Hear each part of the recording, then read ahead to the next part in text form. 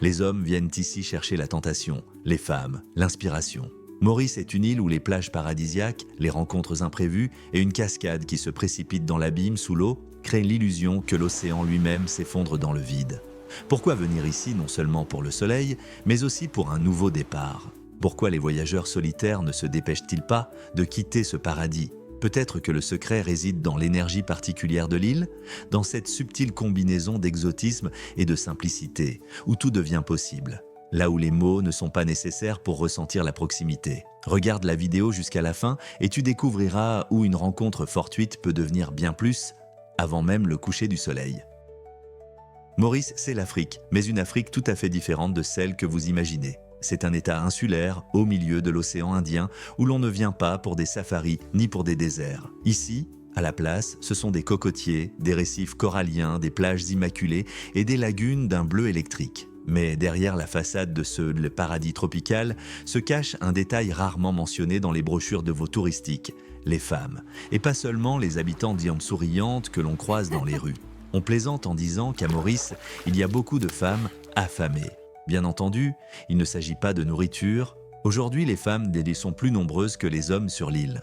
Beaucoup d'entre elles n'ont d'ailleurs jamais été mariées. Imaginez, environ 68 000 jeunes filles et femmes célibataires attendent leur chance. De quoi donner matière à réflexion aux voyageurs qui posaient leurs valises dans ce coin d'Afrique.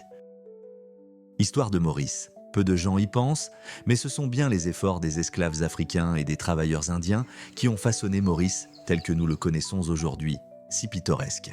À l'époque de la colonisation, les Africains étaient appréciés comme force de travail, mais beaucoup s'enfuirent dans les forêts tropicales et les montagnes, où ils ont préservé leur culture et leurs traditions. Après l'abolition de l'esclavage, on a commencé à faire venir des travailleurs indiens sur l'île, principalement pour la récolte de la canne à sucre. On dit que ce sont les Indiens qui ont habitué les habitants au café sucré. Leur culture s'est profondément enracinée dans la vie de l'île. Les jeunes femmes portent le sari, décorent leurs mains au henné et organisent des danses au bord de la mer, parfois non pas par tradition, mais pour attirer l'attention des touristes. Caractéristiques géographiques. Maurice est célèbre pour ses merveilles naturelles, sa véritable carte de visite est la cascade sous-marine de la péninsule du Morne-Brabant. En réalité, il s'agit d'une illusion d'optique créée par de puissants courants sous-marins. Vu d'en haut, on a l'impression que l'eau disparaît dans un gouffre gigantesque. On peut admirer ce spectacle depuis un hydravion ou en gravissant la montagne. Une autre curiosité est celle des terres de 7 couleurs de chamarelle. Sur les collines de l'île, on peut observer des dunes aux teintes les plus incroyables, rouges, vertes, bleues et même violettes. Elles paraissent particulièrement éclatantes tôt le matin.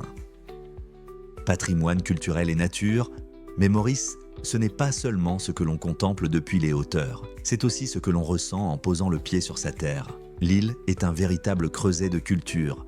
Ici, les mosquées côtoient les temples hindous, les églises catholiques se dressent à côté des pagodes bouddhistes. Et tout cela résonne sous l'accompagnement de la langue créole où les mots français se mêlent aux sonorités africaines. C'est précisément ce mélange qui crée cette énergie particulière. Ici, personne ne te demandera quelle est ta religion ni la couleur de ta peau. Ce qui compte, c'est ton vibe, ton ouverture au monde et bien sûr, ta disponibilité pour l'aventure. Le cœur de l'île, rythme, saveur et tentation. Si vous voulez comprendre l'âme de Maurice, il ne suffit pas de la voir, il faut aussi l'entendre et la goûter. Entendez-vous ce rythme? C'est le Sega, une musique et une danse née de la souffrance des esclaves africains. Autrefois, c'était une façon d'oublier la douleur, d'exprimer la nostalgie de la maison. Aujourd'hui, le Sega est un hymne à la liberté et à la joie de vivre. Les mouvements du danseur imitent des jambes enchaînées, ainsi les pieds quittent rarement le sol. Mais les hanches et les bras bougent avec une grâce incroyable. Quand une fille du pays vous invite à danser, n'hésitez pas. Ce n'est pas seulement du flirt. C'est une invitation à partager avec elle l'histoire de son peuple, à ressentir le pouls de l'île. Et maintenant, les saveurs. Oubliez les restaurants des hôtels. Le vrai Maurice se trouve dans les rues de Port-Louis, sa capitale. Votre guide dans ce paradis gastronomique, c'est l'arôme des épices qui flottent dans l'air. Goûtez absolument le dol puri, fine galette garnie de pois et de sauce épicée. Ou le gâteau piment, de croustillantes boulettes de lentilles relevées de piment. Une cuisine qui brûle, mais qui vous fait en redemander. C'est justement là, au milieu de la foule autour d'un chariot de marché, que naissent souvent ces fameuses rencontres imprévues. Vous demandez quel est ce plat, on vous sourit et on commence à vous raconter toute une histoire. 5 minutes plus tard, vous riez ensemble et 1 heure après, vous partagez un verre de rhum local dans un petit bar avec vue sur l'océan. Pas seulement des plages, où chercher l'aventure et la solitude. Oui, les plages de Maurice sont impeccables. Flic en Flac, avec son sable doux et son eau calme, est parfait pour un repos paresseux. Grand Bay est le centre de la fête, où la vie bat son plein jusqu'au matin. Bellemare, sur la côte Est, est faite pour ceux qui aiment de voir se lever le soleil au-dessus de l'océan. Mais nous ne sommes pas ici uniquement pour cela, n'est-ce pas? Nous cherchons ce qui nous transforme de l'intérieur. Grimper sur la montagne du Morne Brabant, ce n'est pas seulement une randonnée, c'est une ascension vers un symbole de liberté. C'est ici, sur ce rocher, que se cachaient les esclaves en fuite. Pour eux, ce sommet était la dernière frontière. La légende raconte que, lorsque la nouvelle de l'abolition de l'esclavage arriva sur l'île et que les soldats montèrent sur la montagne pour leur annoncer, les esclaves, voyant approcher les militaires, crurent qu'on venait les capturer. Ils préférèrent alors sauter de la falaise, choisissant la mort plutôt qu'un nouvel asservissement. En te tenant au sommet du Morne, face à cette illusion optique de la cascade sous-marine, tu ressens toute la puissance et la tragédie de ce lieu. Tes propres problèmes paraissent soudain bien dérisoires. C'est un lieu de force, un lieu de renaissance. Les femmes viennent ici chercher l'inspiration et la trouvent dans la force de ceux qui se sont battus pour la liberté. Les hommes viennent chercher la tentation, mais en se tenant là, ils découvrent quelque chose de plus grand, l'humilité et la compréhension des vraies valeurs. Vous voulez encore plus de solitude? Partez pour le parc national des gorges de la Rivière Noire. Ce sont 6500 hectares de jungle sauvage, de plantes rares, d'oiseaux endémiques et de cascades cachées. Ici, vous pouvez marcher des heures sans croiser âme qui vive. Rien que vous et la voix de la nature. C'est dans ce silence que l'on entend le mieux sa propre voix intérieure. Alors, quel est le secret? Levons le voile. Nous avons commencé avec de l'intrigue, avec ces femmes affamées et ces hommes en quête de tentation. Mais derrière cette image éclatante se cache une vérité plus profonde. Le secret de Maurice n'est pas qu'il soit facile d'y trouver une aventure d'un soir, bien que cela soit possible, si c'est précisément ce que vous cherchez. Le véritable secret de Maurice, c'est qu'il aide à retirer les masques et à se sentir soi-même. L'agitation urbaine, le stress, les façades sociales, la course aux carrières, tout cela reste là-bas, à des milliers de kilomètres derrière l'océan. Ici, sous le soleil du sud, tu te détends, tu deviens authentique. Le déséquilibre démographique en faveur des femmes est un fait. Environ 68 000 femmes célibataires, ce n'est pas qu'une statistique, c'est un contexte social. Beaucoup de Mauriciennes recherchent réellement un partenaire. Elles sont fortes, indépendantes, instruites.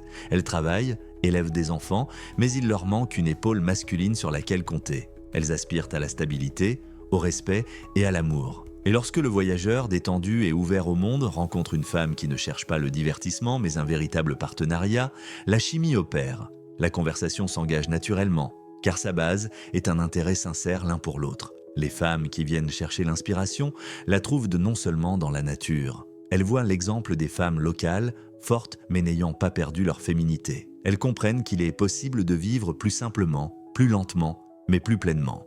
Et c'est souvent ici qu'elles découvrent ce qu'elles désirent vraiment de la vie et des relations.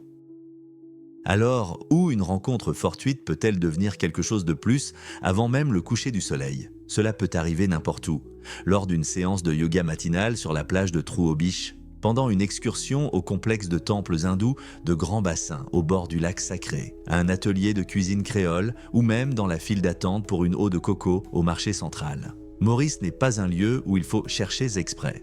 C'est un lieu où il faut simplement rester ouvert. Cette île est comme une loupe pour l'âme.